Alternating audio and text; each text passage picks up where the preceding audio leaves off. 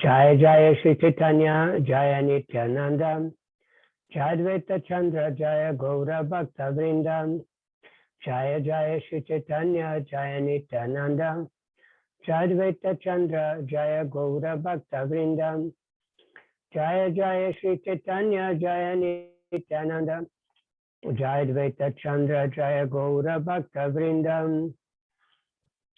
So you continue reading from Sri-Caitanya-Bhagavata by Vrindavan Das Thakur. We are hearing from the first kanda, the first section, first book, Adi Kanda, and this is about the summary of Lord Gaura's pastimes.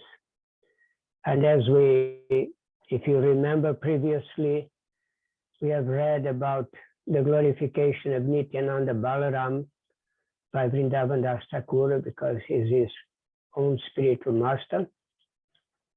So it glorifies, offer obeisance to his spiritual master, and it glorifies him in a very extensive way. So here he is mentioning about Lord Balarama performing also his Rasa Lila in Vrindavan. So we pick up from text number 23. Namo Vishnu Padaya Krishna Prestaya Bhutale Shrimate Bhakti Vedanta Swami Iti Namine Namaste Saraswati Deve Gauravani Prasharine Nirvishesha Shunyavadi Pashata Deshatarine Sri Chaitanya Manobhistam Stapitam Yana Bhutale Svayam Rupa Kadamayam Tadati Svapadantikam Vanchakaupatarubhyascha Kripa Sindhubhya Evacha Patitanam Pavanebhyo Vaishnavebhyo Namo Namaha. Jaya Shri Krishna Chaitanya Prabhu Nityananda Shri Advaita Gadadhara Shivasadi Gaura Bhakta Vrinda. Hare Krishna Krishna Krishna Hare Hare Hare Rama Rama Rama Hare Hare. Just one sec.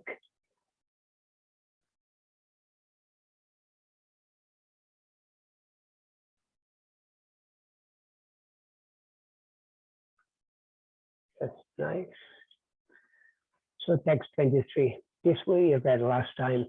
Duimasa Vasanta Madhava Madhuname Alayuda Rasa Krida Kaye Purane.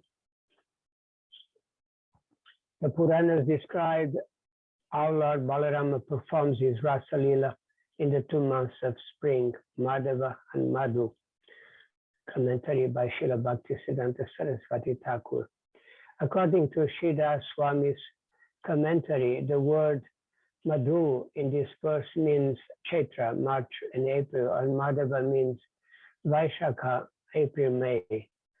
Alayuda refers to Balaram, and Purane means in the Srimad Bhagavatam and in the Vishnu Purana, 5:24-21 and 5:25-18. Text 24. Say Sakala Shloka Eshuna Bhagavate Sri Shuka Kayena Shune Raja Parikshite. In case, just a little in case you some of you may feel annoyed. Okay. If in case some of you feel it's too much to read the verses in Bengal, well, just recently I was hearing Srila Prabhupada giving a lecture on Srimad Bhagavatam, and then they were reading the verse, and Prabhupada said each word of the scriptures carrying a potency as none different from Krishna. So this words in Sanskrit or Bengali, which is very close to Sanskrit, is the closest language to Sanskrit in this world, is they are not mundane words, they're not mundane languages. So these words are all spiritual. So don't feel disturbed that we spend time reading these verses. And Srila Bhaktisiddhanta was commenting upon this Chaitanya Bhagavat. He said himself that he was kind of predicting when it will one day in the future humanity will be able to read these Bengali texts and experience such a great ecstasy. So it's nice to read the verses, and you can read for yourself along with me when I read. If you are reading with me, so read the verses also. They are very beautiful and very poetic. This is all poetry.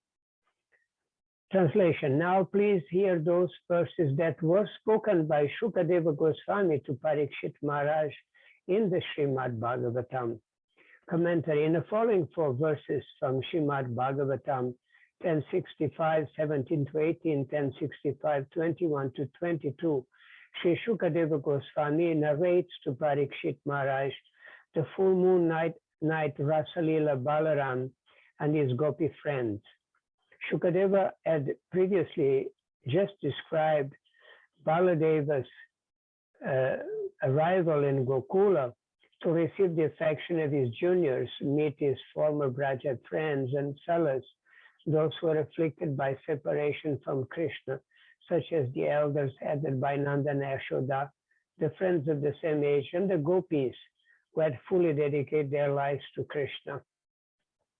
Tvav maso tatras chavatsin madhum madavam evacha rama kshapasu bhagavan gopinam ratim avaham. Lord Balarama, the personality of Godhead, resided there for the 2 months of Madhu and Madhava, and during the nights he gave his coward girlfriends conjugal pleasure. Commentary. Balarama's Rasalila is described by Sri Sanatana Goswami in his Brihad Vaishnava Tosani commentary as follows. In this way, Shri Baladeva first solaced those gopis who were attached to Krishna, and thus fulfilled the principal purpose of his visit. He thus exhibited his affection for the residents of Braja. Thereafter, he enjoys spring pastimes with other gopis. He then says, regarding the words Ratin Avaham, Ratin refers to the original mellow, Adi Rasa, or the conjugal love. The prefix A means properly, and the word Vaham means having received. But in Risa, you have to allow entrance to the devotees who arrive. I cannot do that myself.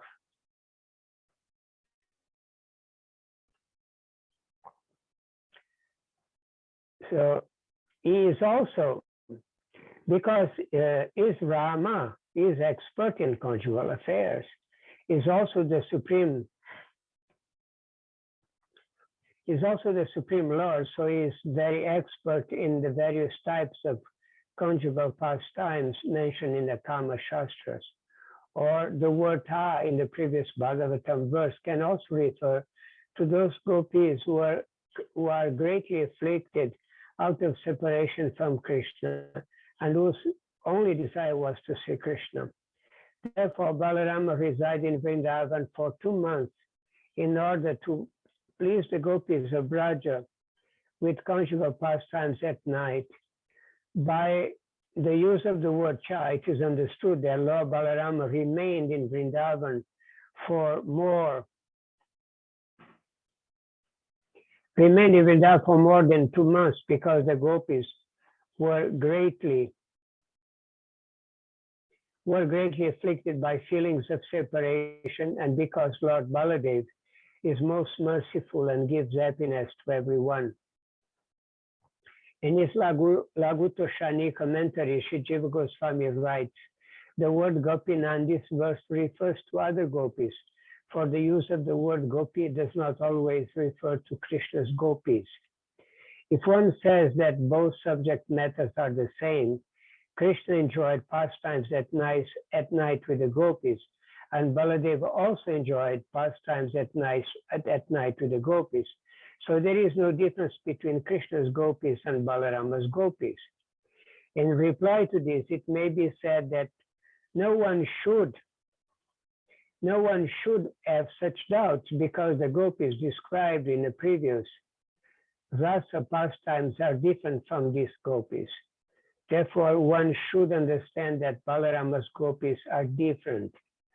So Shri Baladev expertly pacified Krishna's beloved gopis, and then he went to those gopis in whose presence he was once teased by Krishna, who said, "My dear elder brother, the gopis are desiring the touch of your broad chest and the embrace of your two arms."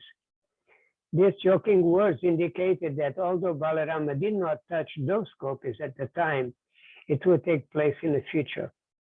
There is no mention that after Krishna killed Sri-Caitanya and played holy with his beloved gopis, that these gopis described as subordinate to Krishna's beloved gopis received Krishna's touch. So it should be understood that Krishna instructed these gopis to carefully protect their chastity for the pleasure of Balaram. According to this, it should be understood that Krishna solaced these gopis, as explained above. The word kshapasu means most confidential.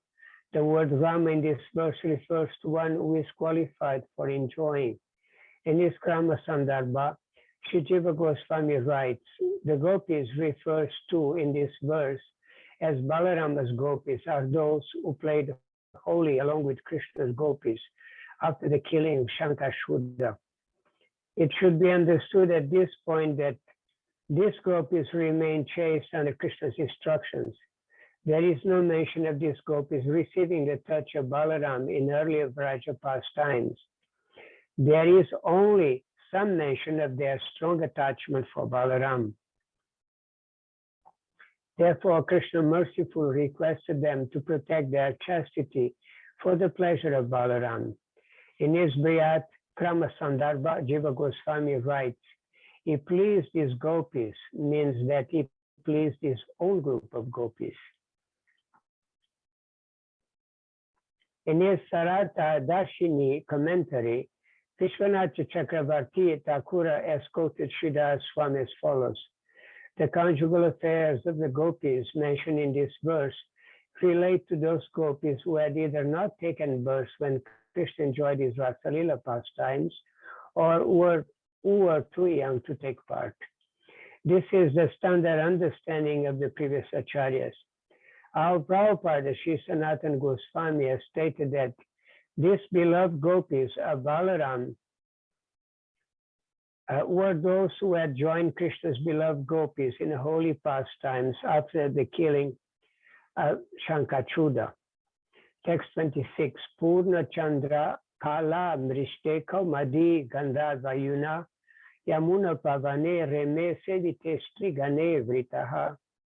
In the company of numerous women, Lord Balaram enjoyed in a garden by the Jamuna River. This garden was bathed in the rays of the full moon and caressed by breezes bearing the fragrance of night blooming lotuses. Commentary. Balarama's Rasalila is described by Sri Sanatana Goswami in his Priyad Vaishnava Tosani commentary as follows. In order to please Balaram and increase the beauty of Vrindavan, the eternal full moon of the transcendental abode appeared.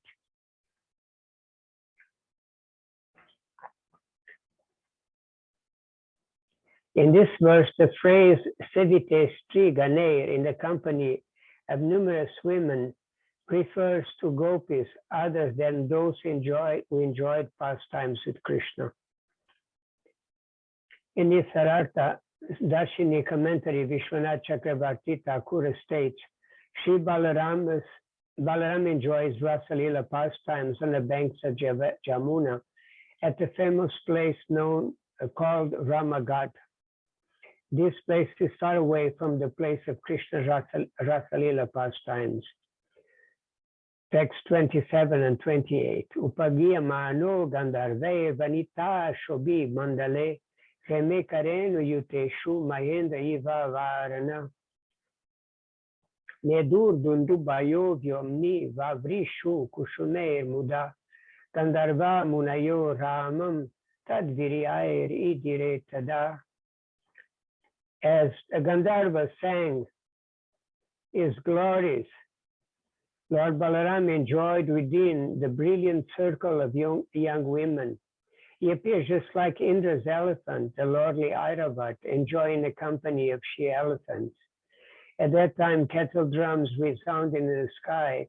The Gandharvas joyfully rained down flowers, and the great sages praised Lord Balaram's heroic deeds.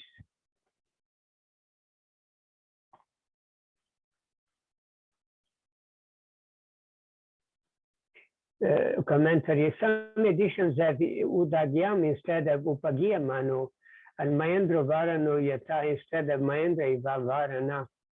In either case, the meaning is the same.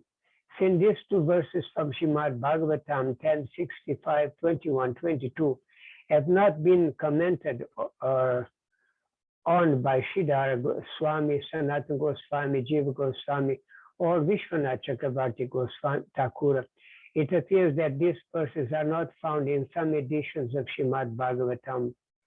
Explanation on these two verses may be found in the Bhagavata Chandra Chandrika commentary of Viraraghava Acharya, who comes in the Ramanuja Sampradaya, and in the Pada Ratnavali commentary of Vijayadvaja Tirtha, who comes in the Madhva Sampradaya. Text 29, Estri Sangha Muni Gane Karena Nindana, Tarao Ramera Rase Karena Stavana. Sages condemn the association of women, yet they glorify Lord Balarama's association with the coward girls in the Rasa dance. Commentary in the Srimad Bhagavatam 2:1, 3-4, Sri Shukadeva Goswami condemns the association of women and those who are attached to women in the following statement to Parikshit Maharaj. O king, the lifetime of such an envious householder is passed at night, either in sleep or in sex indulgence, and in the daytime, either in making money or maintaining family members. Persons devoid of Atma Tattva do not inquire into the problems of life, being too attached to the fallible soldiers like the body, children, and wife. Although sufficiently experienced, they still do not see their inevitable destruction. In the Srimad Bhagavatam 3:31, 32-42, Lord Kapila Deva says to his mother Devahuti, if therefore the living entity again associates with the passive unrighteousness influenced by sensually minded people engaged in the pursuit of sexual enjoyment and the gratification of the palate, he again goes to hell as before. He becomes devoid of truthfulness, cleanliness, mercy, gravity, spiritual intelligence, shyness, austerity, fame, forgiveness, control of the mind, control of the senses, fortune, and all such opportunities. One should not associate with a coarse fool who is bereft of the knowledge of self-realization and who is no more than a dancing dog in the hands of a woman. The infatuation and bondage which accrue to a man from attachment to any other object is not as complete as that resulting from attachment to a woman or to the fellowship of men who are fond of women. At the sight of his own daughter, Brahma was bewildered by her charms and shamelessly ran up to her in the form of a stag when she took the form of a hind. Amongst all kinds of living entities begotten by Brahma, namely man, demigods, and animals, none but the sage Narayana is immune to the attraction of Maya in the form of a woman. Just try to understand the mighty strength of my Maya in the shape of a woman, who by the mere movement of her eyebrows can keep even the greatest conquerors of the world under her grip. One who aspires to reach the culmination of yoga and has realized yourself by rendering service unto me should never associate with an attractive woman, for such a woman is declared in the scripture to be the gateway to hell for the advancing devotee. The woman created by the Lord is a representation of Maya, and one who associates with such Maya by accepting services must certainly know that this is the way of death, just like a blind well covered with grass. A living entity who, as a result of attachment to a woman in his previous life, has been endowed with the form of a woman, foolishly looks upon Maya in the form of a man, a husband, as a bestower of wealth, progeny, house, and other material assets. A woman, therefore, should consider her husband, her house, and her children to be the arrangement of the external energy of the Lord for her death, just as the sweet singing of the hunter is death for the deer. Narada Muni speaks the following words to Maharaj Prachinabhari in the Srimad Bhagavatam 4.25.6. Those who are interested only in the so-called beautiful life, namely remain as a householder entangled by sons and a wife and searching after wealth, think that such things are life's ultimate goal. Such people simply wander in different types of bodies throughout this material existence without finding out the ultimate goal of life. Narada Muni describes the story of Puranjana and Puranjani to Maharaj Prachinabhari in the fourth canto of Srimad Bhagavatam, from chapter 25, verse 10 to chapter 29, verse 51. Yet he particularly points out the ill effects of associating with women and the benefits of pleasing Lord Hari in verse 28 of the 28th chapter. Again, in the Srimad Bhagavatam 4.29, 54, 55, Narada Muni further explains to Maharaj Prachinabhari, my dear king, woman who is very attractive in the beginning, but in the end very disturbing, is exactly like a flower which is attractive in the beginning and detestable at the end. With woman, the living entity is entangled with lusty desires and enjoys sex, just as one enjoys the aroma of a flower. He thus enjoys a life of sense gratification from his tongue to his genitals. And this way, the living entity considers himself very happy in family life. United with his wife, he always remains absorbed in such thoughts. He feels great pleasure in hearing the talks of his wife and children, which are like the sweet humming and bumblebees that collect honey from flower to flower. He forgets that before him is time, which is taking away his lifespan with the passing of day and night. He does not see the gradual diminishing of his life, nor does he care about the superintendent of death who is trying to kill him from behind. Just try to understand this. You are in a precarious position and are threatened from all sides. My dear king, just try to understand the allegorical position of the deer. Be fully conscious of yourself and give up the pleasure of hearing about promotion to heavenly planets by fruitive activity. Give up household life, which is full of sex, as well as stories about such things, and take shelter of the Supreme Personality of Godhead through the mercy of the liberated souls. In this way, please give up your attraction for material existence. In this narration about the household older Vaishnava King Priyavrata, Sri Shukadeva Goswami spoke to Parikshit Maharaj in the Srimad Bhagavatam 5.129 as follows. He greatly loved his wife Parishmati, and with the increase of days, their exchange of nuptial love also increased. By her feminine behavior, as she dressed herself, walked, got up, smiled, laughed, and glanced about, Queen Parishmati increased his energy. Thus, although he was a great soul, he appeared lost in the feminine conduct of his wife. He behaved with us just like an ordinary man, but actually he was a great soul. In the same chapter of Srimad Bhagavatam, verse 37, King Priyavrata condemned his life of material enjoyment as follows. Alas, how condemned I have become because of my sense gratification. I have now fallen into material enjoyment, which is exactly like a covered well. I've had enough. I'm not going to enjoy anymore. Just see how I have become like a dancing monkey in the hands of my wife. Because of this, I am condemned.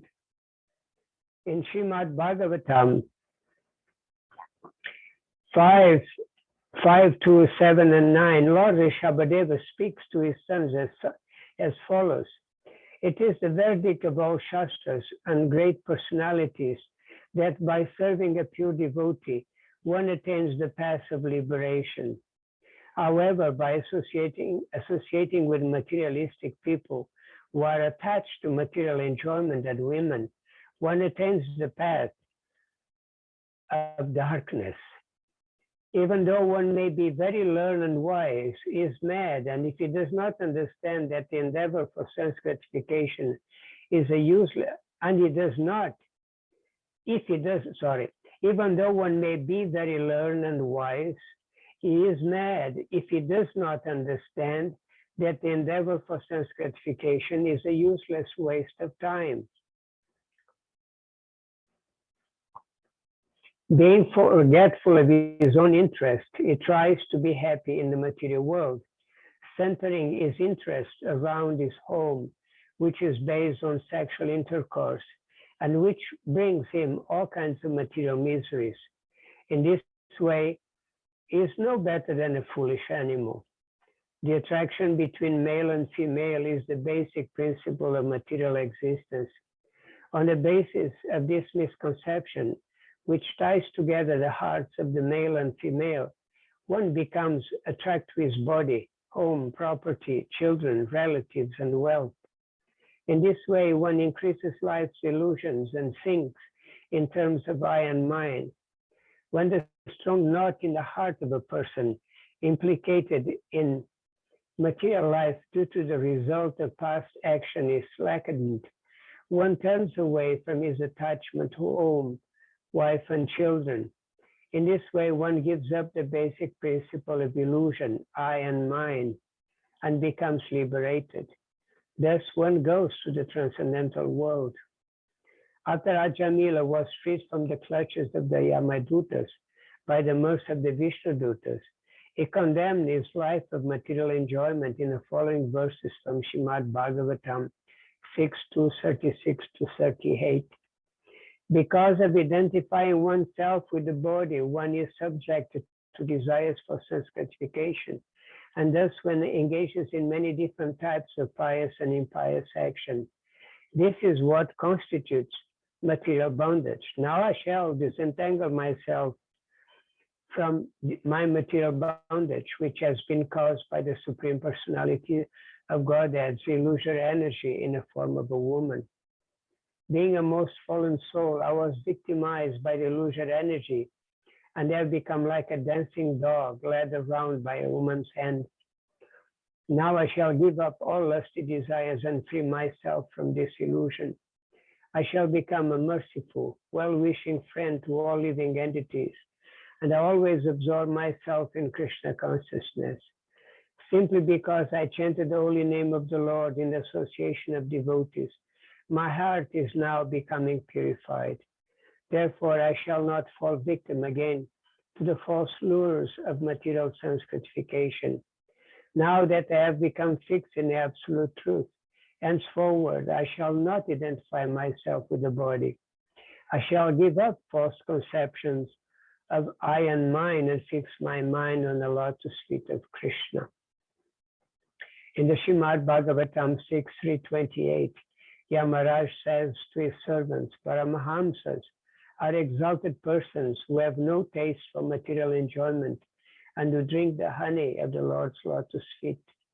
My dear servants, bring to me for punishment only persons who are averse to the taste of that honey, who do not associate with Paramahamsas and who are attached to family life and worldly enjoyment, which form the path of hell. In Srimad Bhagavatam 6.4, 52 to 53, it is described how Prajapati, Daksha, and his descendants were expert in associating with women and who follow the path of pravritti, or sense enjoyment, were instructed by Lord Hari to continually engage in material enjoyment and follow the non-devotional path of associating with women.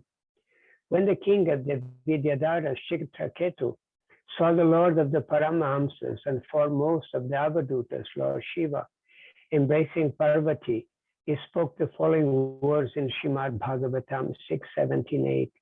Ordinary conditioned persons generally embrace their wives and enjoy their company in solitary places.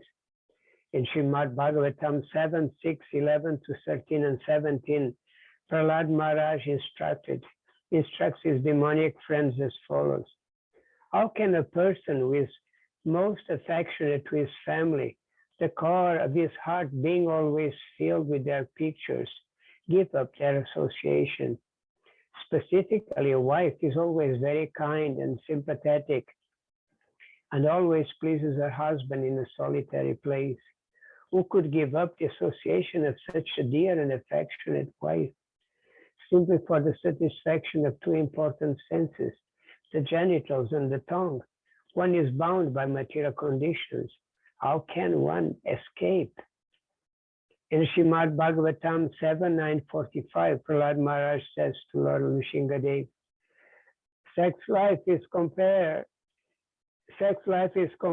to the rubbing of two hands to relieve an inch.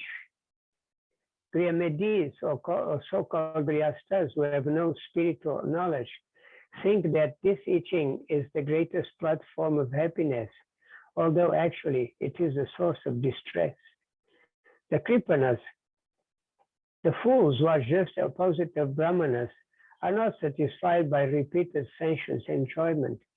Those who are dhira, however, who are sober and who tolerate this itching, are not subjected to the sufferings of fools and rascals.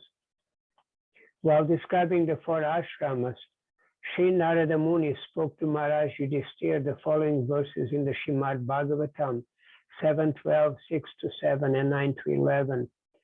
Fully controlling his senses, he should associate only as much as necessary with women or those controlled by women.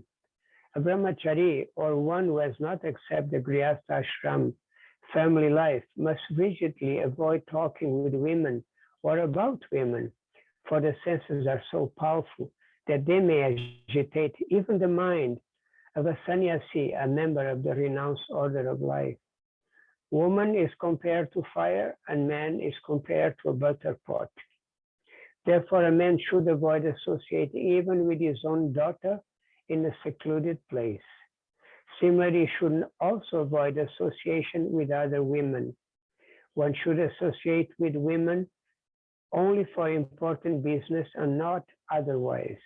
As long as a living entity is not completely self-realized, as long as it is not independent of the misconception of identifying with his body, which is nothing but the reflection of the original body and senses, he cannot be relieved of the conception of duality, which is epitomized by the duality between man and woman.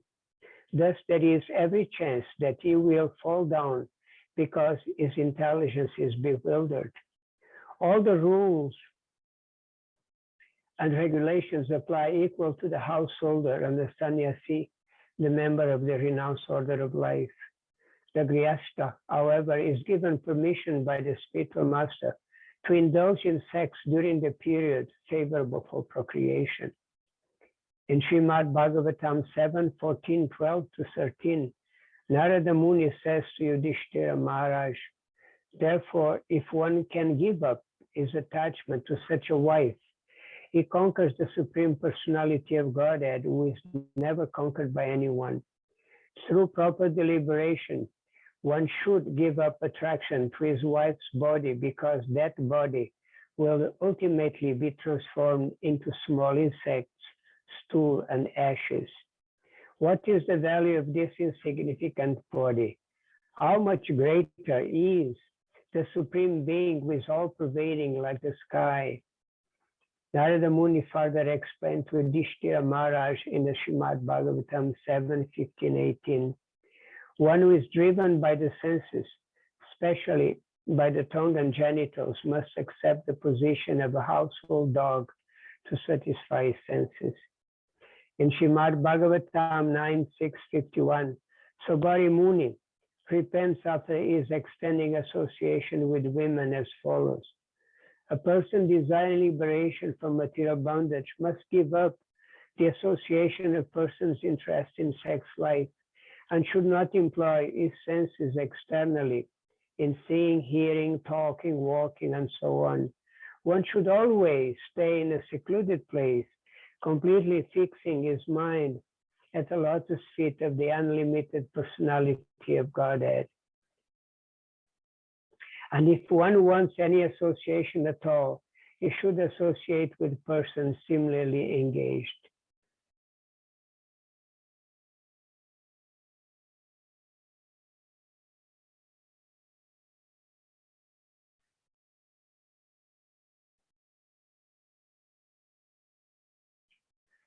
While describing the characteristics of Lord Rama and Sita, Sri Sukadeva Goswami says to Parikshit Maharaj in Srimad Bhagavatam 9:11-17, the attraction between man and woman, or male and female, always exists everywhere, making everyone always fearful. Such feelings are present even among the controllers like Brahman, Lord Shiva, and is the cause of fear for them. What to speak of others who are attached to a household life in this material world? In Sri Sukadeva Goswami's descriptions of the topics of Urvashi and Pururava and to Parikshit Maharaj, Urvashi speaks the following statement in the Srimad Bhagavatam 9:14-36-38. My dear king, you are a man, a hero. Don't be impatient and give up your life. Be sober and don't allow the senses to overcome you like foxes. Don't let the foxes eat you. In other words, you should not be controlled by your senses. Rather, you should know that the heart of a woman is like that of a fox. There is no use making friendship with women. Women as a class are merciless and cunning. They cannot tolerate even a slight offense. For their own pleasure, they can do anything irreligious, and therefore they do not fear killing even a faithful husband or brother. Women are very easily seduced by men. Therefore, polluted women give up the friendship of a man with their well-wisher and establish false friendship among fools. Indeed, they seek newer and newer friends, one after another. See also the 9th canto, 19th chapter, particular verse 1-20 and 24-28, wherein Maharaj Yayati, speaking to Devayani, condemns the association of women with the story of a he-goat and she-goat.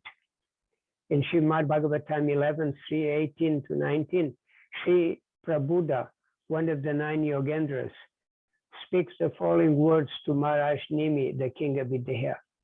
Accepting the roles of male and female in human society, the conditioned souls unite in sexual relationships. Thus, they constantly make material endeavors to eliminate their unhappiness and unlimitedly increase their pleasure. But one should see that they inevitably achieve exactly the opposite result. In other words, their happiness inevitably vanishes. As they grow older, their material discomfort increases. Wealth is a perpetual source of distress. It is most difficult to acquire, and it is virtual death for the soul. What satisfaction does one actually gain from his wealth?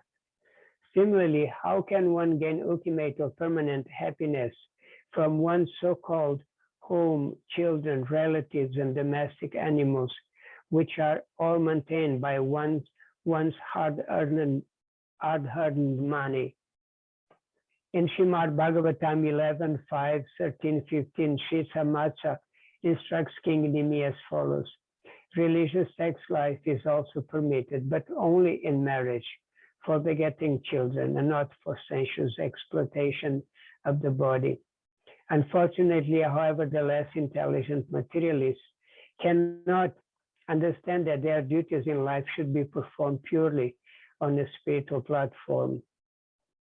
The conditioned souls become completely bound in affection to their own corpse-like material bodies and their relatives and paraphernalia. In such a proud and foolish condition, the conditioned souls envy other living entities as well as the Supreme Personality of Godhead, Hari, who resides in the heart of all beings. Thus, enviously offending others, the conditioned souls gradually fall down into hell. Lord Krishna's narration to Uddhava on the conversation between Maharaj Yadu and the self-realized mendicant who tells the story of a pigeon and his wife in Srimad Bhagavatam 11:7, 52 to 74 may also be discussed in this regard. In the Srimad Bhagavatam 11:1, 8:1, 7-8, 13:14, and 17:18, the mendicant Brahmana further instructs Maharaj Yadu as follows. O king, the embodied living entity automatically experiences unhappiness in heaven or hell. Similarly, happiness will also be experienced even without one seeking it. Therefore, a person of intelligent discrimination does not make any endeavor to obtain such material happiness. One who has failed to control his senses immediately feels attraction upon seeing a woman's form, which is created by the illusory energy of the Supreme Lord. Indeed, when the woman speaks with enticing words, smiles coquettishly, and moves her body sensuously, his mind is immediately captured, and thus he falls blindly into the darkness of material existence, just as the moth, maddened by the fire, rushes blinded into its flames.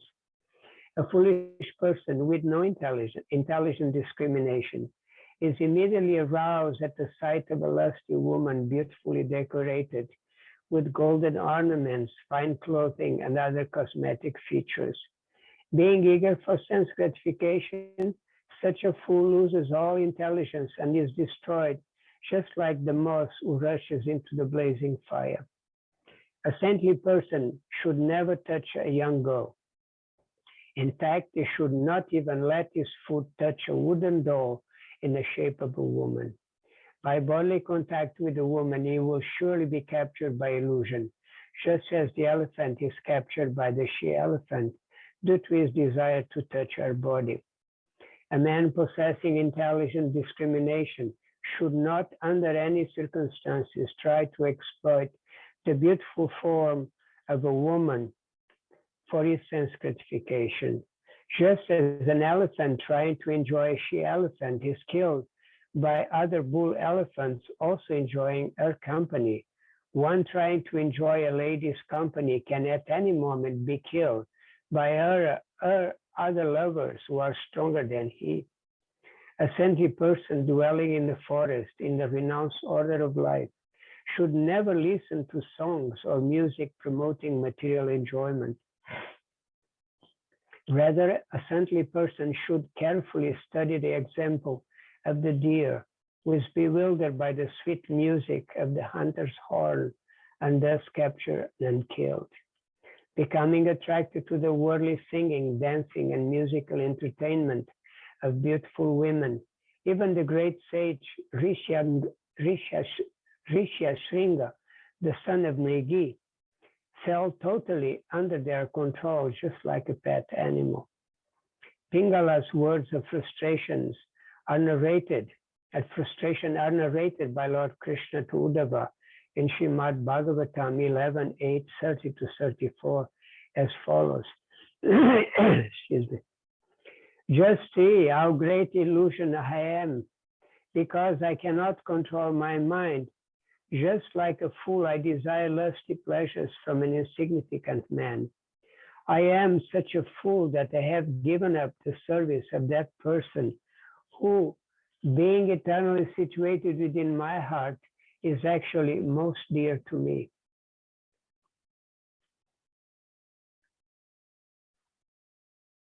That most dear one is the Lord of the universe, who is the bestower of real love and happiness and the source of all prosperity. Although he is in my own heart, I have completely neglected him. Instead, I have eagerly served the insignificant man who can never satisfy my real desires and who has simply brought me unhappiness, fear, anxiety, lamentation, and illusion. Oh, how I have uselessly tortured my own soul. Excuse me. I have sold my body to lusty, greedy men who are themselves objects of pity, thus practicing the most abominable profession of a prostitute. I hope to get money and sex pleasure.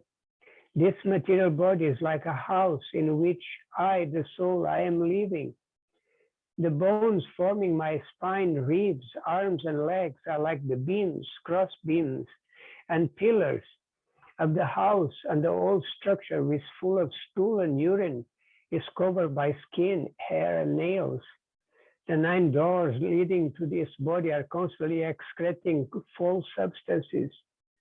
Besides me, what woman could be so foolish as to devote herself to this material body, thinking that she might find pleasure and love in this contraption? Certainly in this city of Videha, I alone, I am completely foolish. I neglected the Supreme Personality of Godhead who awards us everything, even our original spiritual form, and instead I desire to enjoy sense gratification with many men. Please see verses 35, 39, and 42 in the same chapter. In Srimad Bhagavatam 11, 9, 27, the mendicant Brahmana instructs King Yadu as follows. A man who has many wives is constantly harassed by them. He is responsible for their maintenance, and thus all the ladies constantly pull him in different directions, each struggling for her self-interest. Similarly, the material senses harass the conditioned soul, pulling him in many different directions at once. On one side, the tongue is pulling him to arrange tasty food. Then thirst strikes him to get a suitable drink. Simultaneously, the sex organs clamor for satisfaction, and the sense of touch demands soft, sensuous objects. The belly harasses him until it is filled. The ears demand to hear pleasing sounds. The sense of smell hankers for pleasant aromas, and the fickle eyes clamor for pleasant sights. Thus, the senses, organs, and limbs, all desiring satisfaction, pull the living entity in many directions. Lord Krishna instructs Uddhava in the Srimad Bhagavatam 11, 10, 7, 25, 27, 28. One should see one's real self-interest in life in all circumstances and should therefore remain detached from wife, children, home, land, relatives, friends, wealth, and so on. Accompanied by heavenly women, the enjoy of the fruits of sacrifice goes on pleasure rides in a wonderful airplane, which is decorated with circles of tinkling bells and which flies wherever he desires. Being relaxed, comfortable, and happy in heavenly pleasure gardens, he does not consider that he is exhausting the fruits of his piety and will soon fall down to the mortal world. If a human being is engaged in sinfully religious activities, either because of bad association or because of his failure to control his senses, then such a person will certainly develop a personality full of material desires. He thus becomes miserly towards others, greedy, and always anxious to exploit the bodies of women. When the mind is so polluted, one becomes violent and aggressive, and without the authority of Vedic injunctions, slaughters innocent animals for sense gratification. Worshipping ghosts and spirits, the bewildered person falls fully into the grip of unauthorized activities and thus goes to hell, where he receives a material body infected by the darkest modes of nature. Lord Krishna tells Uddhava in Srimad Bhagavatam 11, 14, 29. Lord Krishna tells, being conscious of the eternal self, one should give up association with women and those intimately associated with women. Sitting fearlessly in a solitary place, one should concentrate the mind on me with great attention. In Srimad Bhagavatam 11, 17, 33, 56, Lord Krishna says to Uddhava, those who are not married, sannyasis, vanaprasthas, and brahmacharis, those who are, should never associate with women by glancing, touching, conversing, joking, or sporting. Neither should they ever associate with any living entity engaged in sexual activities. But a householder whose mind is attached to his home and who is thus disturbed by ardent desires to enjoy his money and children, who is lusty after women, who is possessed of a miserly mentality, and who unintelligently thinks everything is mine and I am everything, is certainly bound in illusion. Lord Krishna gives the following instructions to Uddhava in the Srimad Bhagavatam 11, 21, 18 to 21. By refraining from a particular sinful or materialistic activity, one becomes freed from its bondage. Such a renunciation is the basis of religious and auspicious life for human beings and drives away all suffering, illusion, and fear. One who accepts material sense objects as desirable certainly becomes attached to them. From such attachment, lust arises, and this lust creates quarrel among men. From quarrel arises intolerant anger, followed by the darkness of ignorance. This ignorance quickly overtakes a man's broad intelligence. O saintly Uddhava, a person bereft of real intelligence is considered to have lost everything. Deviated from the actual purpose of his life, he becomes dull, just like a dead person. Lord Krishna further instructs Uddhava in Srimad Bhagavatam 11, 26, 3. One should never associate with materialists, those dedicated to gratifying their genital and bellies. By following them, one falls into the deepest pit of darkness, just like a blind man who follows another blind man. In the same chapter, verse 4 through 24, describe the results of association with women obtained by Ila's son Pururava in the Bhakti Rasamrita Sindhu Dakshina 572. The following verse is found. Since I have been engaged in the transcendental loving service of Krishna, realizing ever new pleasure in him, whenever I think of sex pleasure, I spit at the thought and my lips curl with distaste. Also in the Bhakti Rasamrita Uttara 7.8, it is stated, alas, how can an intelligent person who has awakened even a little attachment for Krishna enjoy this material body which is full of blood, covered with skin and flesh and stinks of mucus? And in the eighth wave it is said, 1. Alas, I am enthusiastically engaged in relishing varieties of enjoyment in this gross body, which is composed of mucus, semen, and blood and covered by skin. Oh my God, I'm so wretched that I am too lazy to remember Krishna, who is the super soul and the personification of transcendental bliss. 2. When will I give up affection to this gross body, which is full of flesh, blood, and pus, and again expertly engaged with love in the service of fanning with Chamara, the Supreme Lord Hari, who is beyond the reach of argument and who sits on the golden throne. 3. A devotee of Lord Vishnu who intensely loathes seeing a Padmini woman endowed with all good qualities, consider her bad association, can travel anywhere, dancing and remembering the lotus feet of the Lord. 4. As soon as remembrance of associating with women awakens in my mind, my lips curl with disgust. My mind is not satisfied with the activities meant to attain impersonal samadhi, like hearing and remembering, and I have no interest for attaining the mystic perfection, because, O Lord, my mind is extremely attached only to the worship of your lotus feet. Because the Supreme Personality of Godhead, Krishna and Baladev, are the eternal shelter of all devotees. They are the suitable personalities for enjoying with the gopis, who are under the shelter of Madhurya Rasa. The gopis have no material conceptions like conditioned souls. In other words, the living entities of this material world consider themselves enjoyers and enjoy the company of women only due to material conceptions. But when Lord Balaram, who is the source of all Vishnu Tattvas, performs Rasa Lila, there is no possibility of any material abominations or illicit behavior. Therefore, when the most fortunate munis who are conversant with the Supreme Lord Baladeva glories see his pastimes through divine eyes, they offer prayers with folded hands. Wow. Sorry, we went over time. The purport was so long.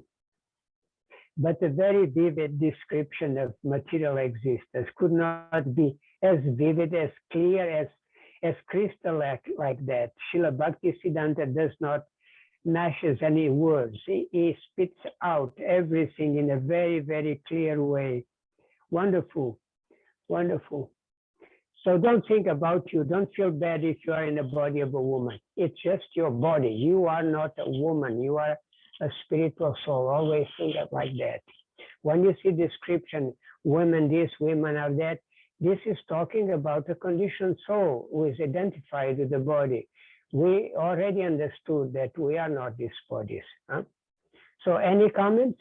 Any reflections on this passage? My dear Brahmachari Radhacharan Prabhu, and all our Brahmacharinis there, you know, and married or not married, you are all Brahmacharinis, because the devotees engage their bodies only in the service of the Lord, so they are, sorry, I closed always engaged in what I am here.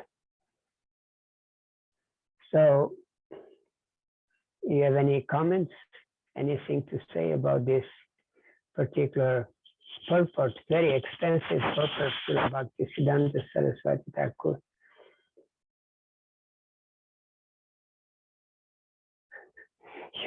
You feel all silent.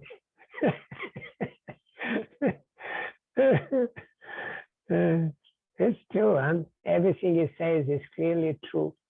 This is what this material body is. It's just a bag of dirty things, you know, blood, mucus, pus, stool, and urine, just covered with a skin. Just a bag. Just a bag. Come on, Radhacharan, Brahmachari. What you learn from here, from this purport, is not there anymore. Yeah, it's still there. Radhacharani, Das Brahmachari. So yes, we are all meant to become detached from our bodies, and so we become, yeah, Ratnavali.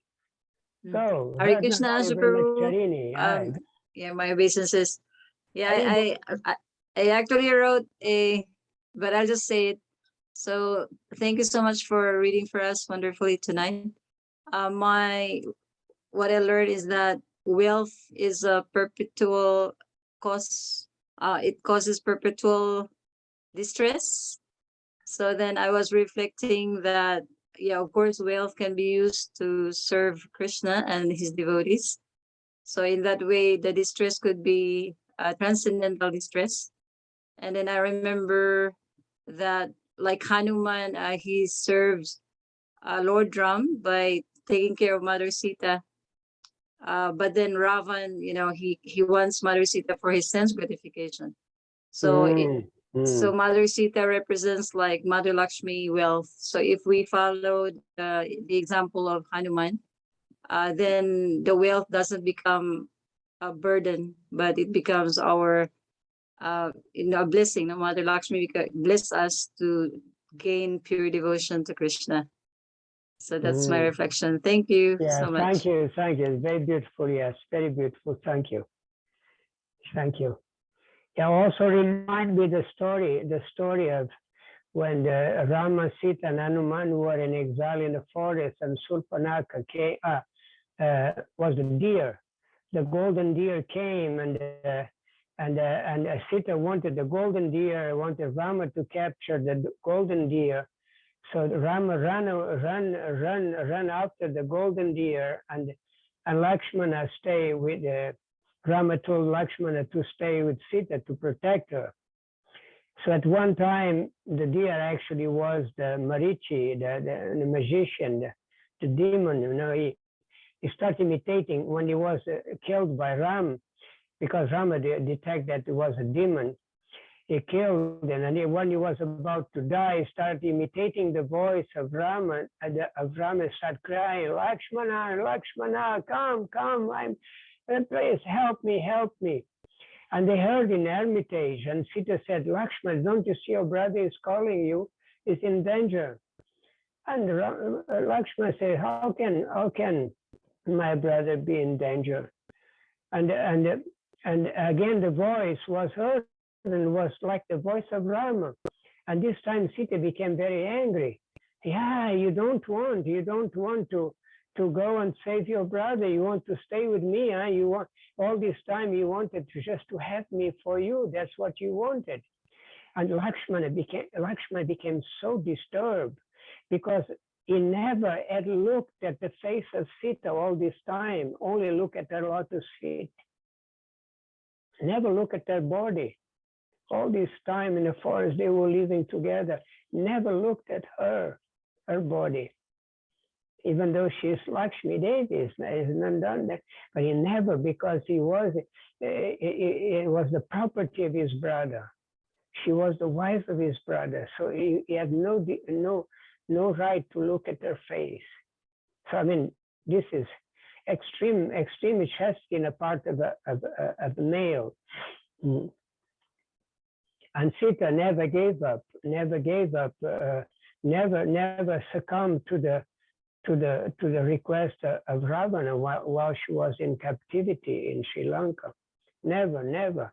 And Ravana had a curse that he would die if he would force a woman to satisfy his senses. So he was never able to conquer Sita. So Sita was never spoiled while he was in captivity. Okay, this was just an extra thing. So, no other besides Ratnavali? Hare Krishna. Hey, Bhakti Tina, go. Hare Krishna. Please accept my humble obeisances, Accept Prabhu. my Prabhupada. Okay, so my reflection about tonight's topic is that women are very powerful. We have that's why it's very, by hearing it tonight, I learned that we have to, as a woman, we have to use our power to make sure that men will not commit sin. Yes, That's why yes. we have to make sure that we are, especially it is very timely right now in this material world, that we do not expose ourselves like too much skin.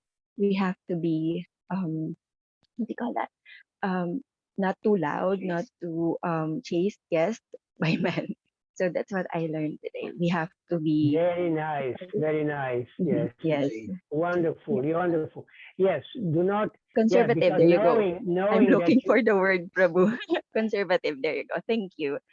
Hare Krishna. So nice. I really like that, because it's true. Because as a devotee, knowing that you have a body that by nature attracts the minds of man, you should behave and dress in such a way that you don't attract their lusty desires.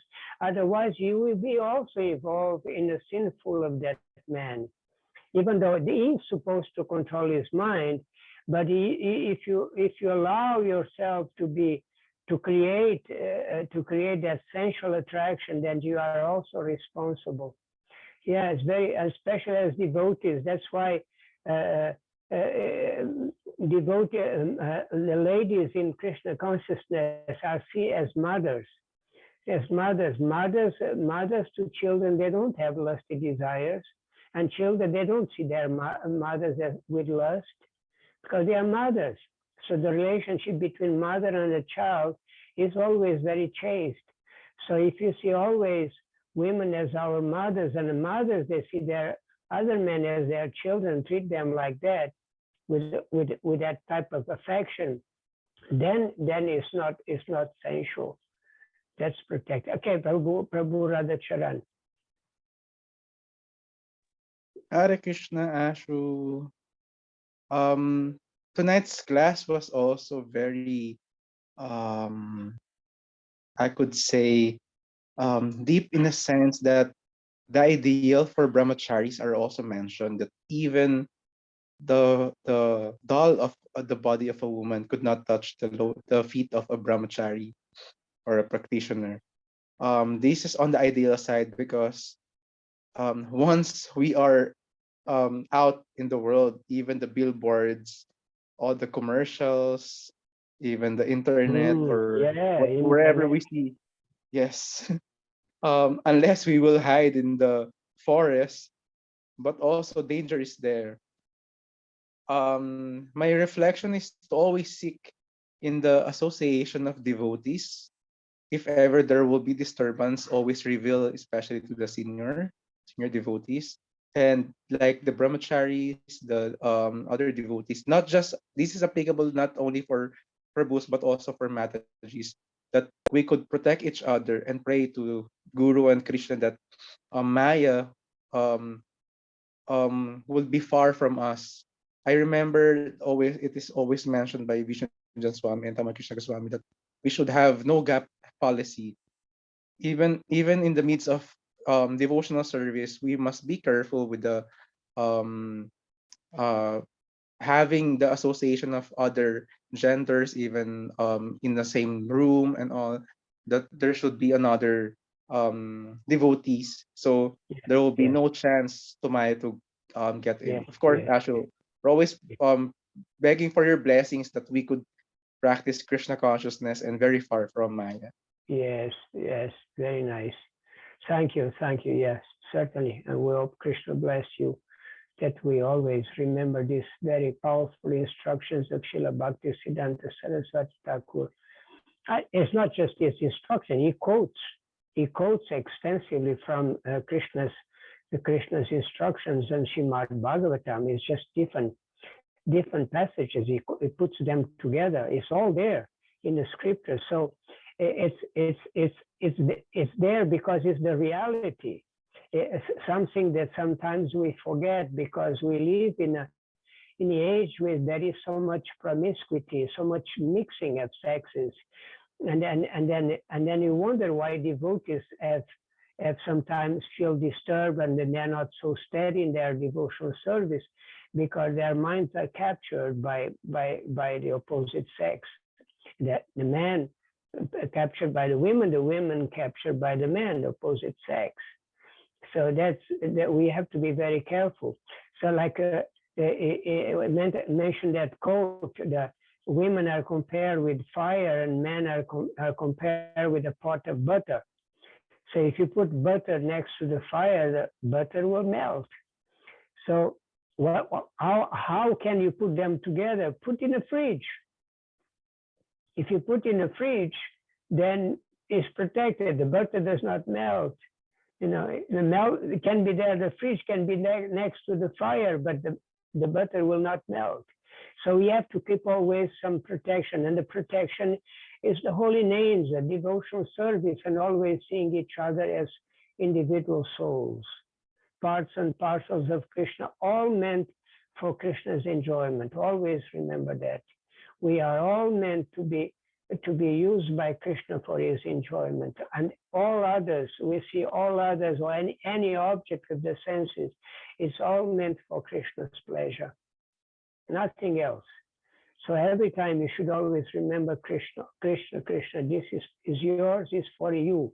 It's not mine, even this body is not mine, it's just your external energy. It's not for my enjoyment, it's for your enjoyment. So in that consciousness, thinking always how everything is connected with Krishna, should be used in Krishna service, then we'll become free from that attraction that is there in the material world. Thank you very much for being there. So we continue next time. Jai Srila Prabhupada ki jai, Shri Vrindavan Das Thakur ki jai, Sri Chaitanya Mahaprabhu ki jai, Nitai Gaura Premanande.